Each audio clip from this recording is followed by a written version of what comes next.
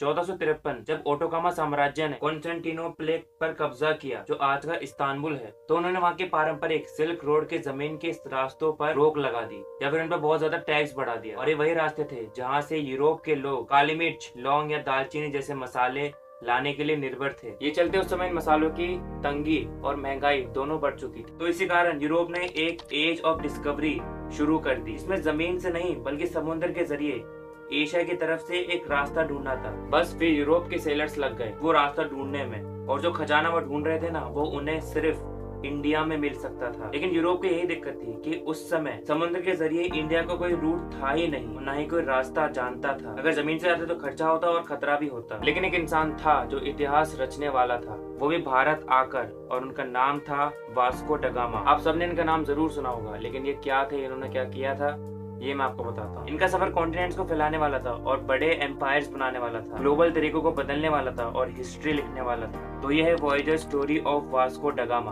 15वीं सदी से पहले यूरोप दुनिया के बारे में बहुत कम जानता था। इंडिया और साउथ एशिया से मसाले हजारों किलोमीटर दूर से सफर करे जाते थे और जगह जगह पर भेजे जाते थे यूरोप पहुंचने से पहले, इसलिए स्पाइसेस वहाँ काफी महंगी थी। उसी समय वेस्टर्न यूरोप में बस एक शहर पानी की तरफ बढ़ रहा था, जो था पोर्टुगल। पोर्टुगल जमीन की जगह पानी पे ध्यान दे रहा था सफर करने के लिए, जैसे कि अटलांटिक ओशन, ट्रेड के लिए, वेल्थ के लिए और जगहें ढूंढने के लिए। धीरे धीरे सही, लेकिन पोर्टुगीज पानी में आगे बढ़ रहे थे और पानी में उनका आगे बढ़ना बहुत जरूरी था। अब यही एंट्री होती है वास्को ड गामा की। ड गामा का बचपन भी ज्यादा खास नहीं था। उनके माँ बाप गरीब थे, लेकिन उन्हें बचपन से जिज्ञासा थी। जमाने में ही नेविगेशन, मैथ और सेलिंग में उन्होंने तरक्की कर ली थी और काफी कुछ सीख लिया था, जो आगे उनके बहुत काम आने वाली थी। तो पोर्तुगल के राजा चाहते थे कि कोई ऐसा इंसान हो जो इस मिशन को पूरा कर सके, जो उनके देश की तकदीर बदल सके और उन्हें मसाले लाकर दे सके। इनका मिशन सिंपल था, यूरोप से इंडिया तक का एक समुद्री रास्ता ढूंढना। बोलने में आसान है, लेकिन उनके लिए बहुत मुश्किल होने वाला था। इसके लिए हिम्मत, पढ़ाई, जानकारी और लीडरशिप सब चाहिए थी, क्योंकि सफर बिल्कुल अननोन था। और इसी मिशन के लिए चुना गया था वास्को ड गामा को। और सब जानते थे कि ड गामा का सफर जितना सुनहरा होने वाला है, उतना ही खतरनाक भी होने वाला है। 8 जुलाई 1497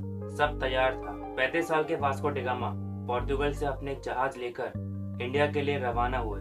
उनके साथ थी 4 शिप्स, जिसमें उनके साथ 170 सेलर्स सवार थे। वो जैसे घर से दूर हो रहे थे, सबकी धड़कनें बढ़ रही थी, क्योंकि कोई नहीं जानता था कि वो वापस कब आने वाले हैं। रास्ते में कड़कती बिजली जहाज तबाह कर सकती थी, समुद्री तूफान आ सकता था, कोई बीमारी हो सकती थी, कहीं खाना पानी खत्म होने का डर।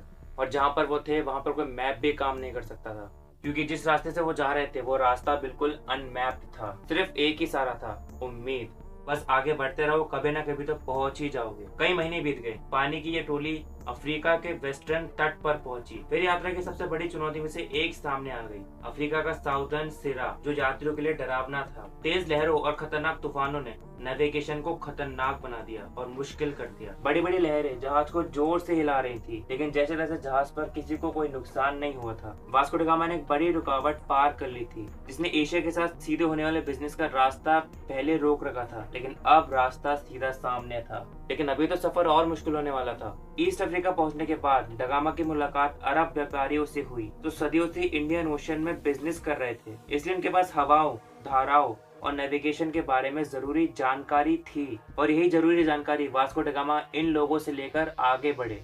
और आगे उनका इंतजार एक महासागर कर रहा था, हिंद महासागर यानी इंडियन ओशन, जिसमें ड गामा और उनके साथी आगे बढ़ते गए। देखते ही देखते हफ्ते महीनों में बदल गए। यात्री बीमार पड़ने लगे, उन्हें थकावट और चिंता सताने लगी कि क्या वो लोग कभी पहुंच भी पाएंगे। कई लोगों को तो स्कूल ही हो गया था, जो विटामिन की कमी से होने वाली एक बीमारी है। उनके मसूड़े से खून आने लगा, उनके शरीर कमजोर बन गए। दिक्कतें थी, लेकिन फिर भी वो आगे बढ़ते रहे, क्योंकि और कोई रास्ता नहीं था। और फिर आया मई 1498। समुद्र में लगभग 1 साल बिताने के बाद उन्हें आखिरकार जमीन दिखाई दी, इंडिया।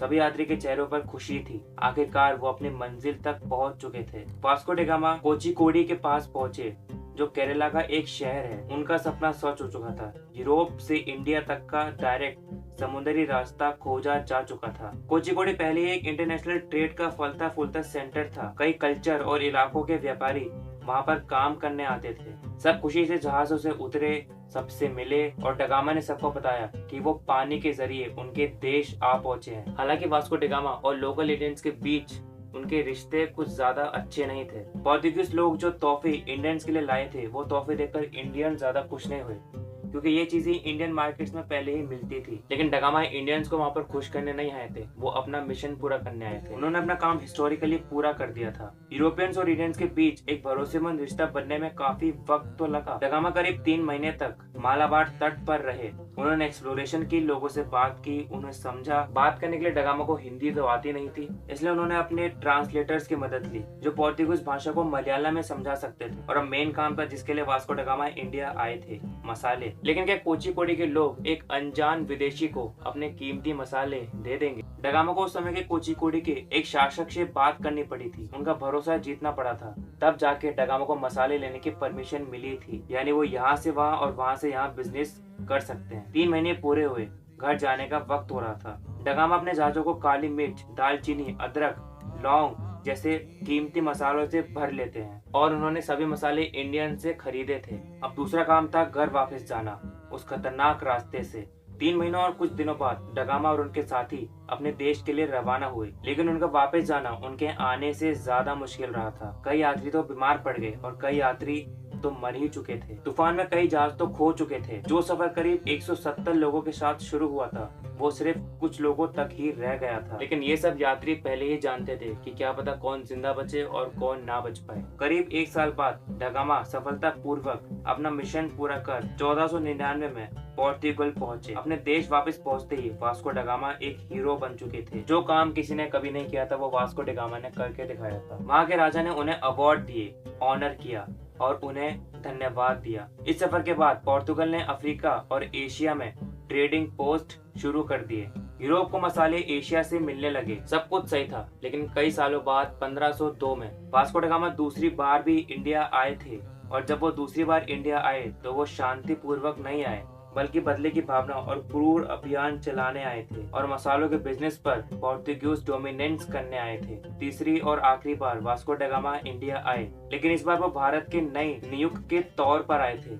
उन्हें सरकारी भ्रष्टाचार को खत्म करने की जिम्मेदारी सौंपी गई थी। लेकिन कोचिन पहुंचते कुछ समय बाद 55 साल के खोजकर्ता की तबीयत अचानक से खराब हो गई और क्रिसमस की शाम 1524 में वास्को डगामा मलेरिया के चलते मर चुके थे। उन्हें कोची के एक सेंट फ्रांसिस चर्च में बरीड कर दिया गया। लेकिन 14 साल बाद उनके रिमेन्स इंडिया से वापस उनके देश पोर्तुगीज पहुंचा दिए गए और आज भी उनके रिमेन्स पोर्तुगीज के म्यूजियम्स में बिल्कुल सही सलामत रखे हैं। तो ये था वास्को डगामा का एक बड़ा ही भयंकर और बड़ा ही इंटरेस्टिंग सफर जो किसी ने नहीं किया था। अब तो हमारे पास सीज के कई सारे रूट्स हैं, तो हम सही सलामत सीज के थ्रू सफर कर सकते हैं। लेकिन उस समय जो वास्को डगामा ने किया वो बहुत ही बड़ा काम था, इसलिए उनका नाम आज तक जाना जाता है। और सिर्फ नाम जानने से आप किसी इंसान को नहीं जानते, उसके बारे में जानकारी लेनी पड़ती है। मिलते हैं अगली वीडियो में। B scientific, be curious and thanks for watching.